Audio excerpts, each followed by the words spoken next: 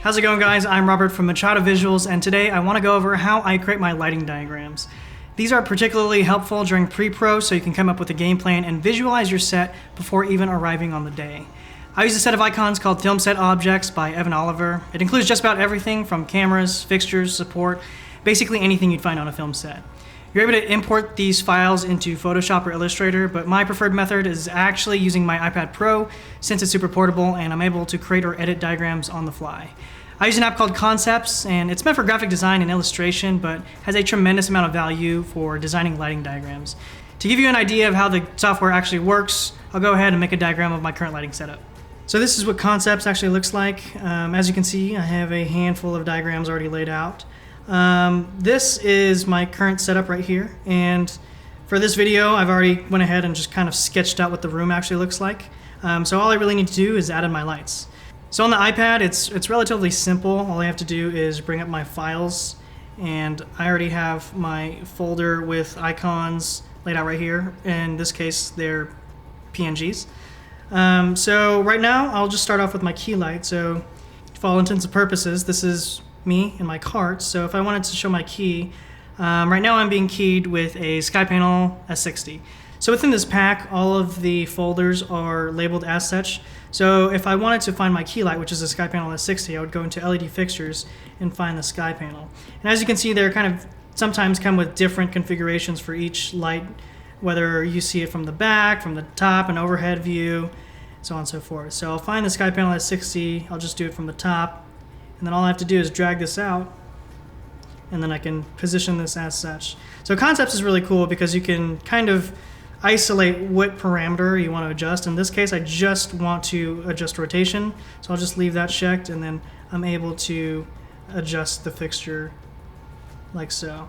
So I actually have a softbox currently on the SkyPanel. So if I jump into tungsten fixtures and others, if I scroll down, I'll be able to find a large softbox. So what I'll do is I'll go ahead and just drag this out, put this off to the side. Another thing I really like about Concepts is their item picker. You can either just kind of point and drag and select what item you want to move, whether it just be this cart, I can just move this around. Or if I wanted to select multiple items at a time, I can go into my lasso picker and then just make a broad stroke and then just drag all these items at the same time. So in this case, I'll go ahead and select the SkyPanel, move that back, select the softbox, and since rotation is selected, I can go ahead and rotate this and then just kind of place it in front of the SkyPanel.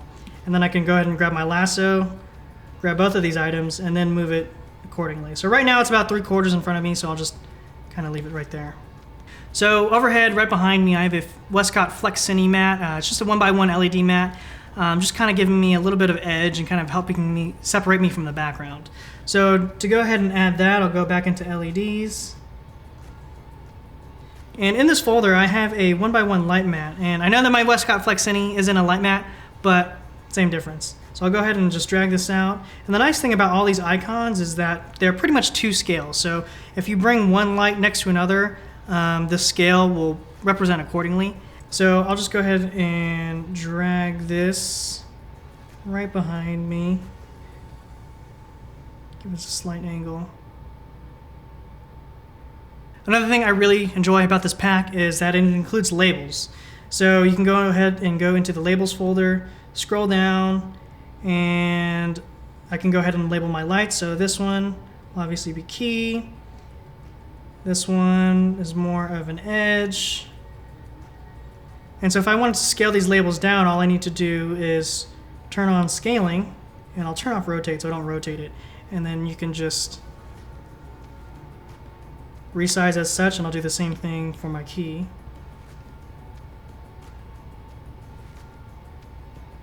So also next to me I have my Kino with quasar crossfade tubes in it. Just kind of shooting into the ceiling to give the background just a little bit of lift to also help separate me from the background. So if I want to find Kinos, I would have to technically go into fluorescent fixtures since Kinos are traditionally fluorescent.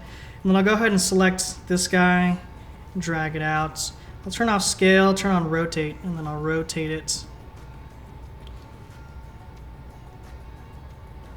And so as you can see here, this is just kind of shooting up into the ceiling and giving kind of this area a little bit more return. So as you go along placing your light fixtures, it's a generally good idea to label them as well, so that if you give this diagram to someone else, they know what they're looking at and they know what fixtures to pull out and what settings to set them to should you have them labeled. So I'll just go ahead and label these accordingly.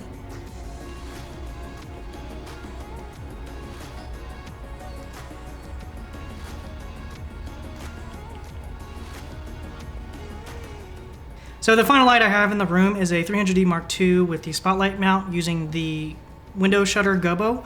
That's just giving a little bit of texture in the background, just kind of simulating some kind of window, kind of streaking across the wall and floor. So to add that, I'll go into LEDs, find a 300D, drag that in, I'll rotate it. And since I'm using the spotlight mount, I'll go ahead and find the source for Lico kind of attachment and just put it in front of the 300D. That way people know what accessory to actually attach to the light.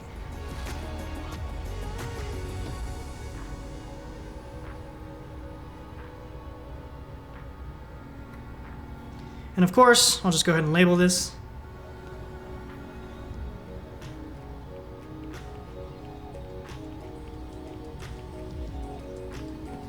So I actually have one more light in the scene, and it's a 300D Mark II, actually outside shooting through a window and just kind of giving a little bit of life and a little bit of texture on the back countertop.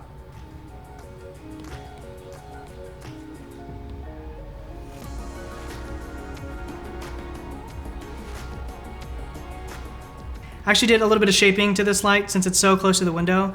So I placed 2 double nuts right in front of the window just to help slow down the amount of light coming onto the cabinet and edge of the window. So if I scroll down to solid frames and boards, you can see we have a variety of grip gear, things from silks, nets, shiny boards, solids, you name it. They come in all the basic standard sizes that you would expect. And again, the nice thing is that these are to scale. So I'll go ahead and find a 2x3 double and drag that in, adjust it as needed. And then a neat feature I can do is just as this item is selected, I can go ahead and duplicate it and then just drag it over just to show that there are 2 doubles being used here. I'll go ahead and label this.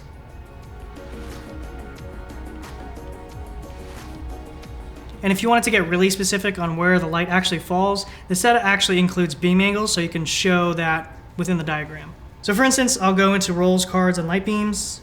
And here you can see just a ton of different rolls and filters you can add. They even have different density labels if you wanted. But I'll scroll down and find these beam angles. So as you can see here, we have a variety of different degrees. And here we have daylight and tungsten. Since I'm shooting daylight, I'll go ahead and add a daylight. I'll actually go ahead and add one to the 300D with a spotlight mount. You can of course also label everything using actual text to make it neater, but me, called me old-fashioned, I like physically writing it out. When you're done with your diagram and want to share it, it's actually really easy. All I have to do is go into exports, and I always pick PDF with vector paths, so that way people can infinitely zoom in and all the quality is maintained. So I'll hit export.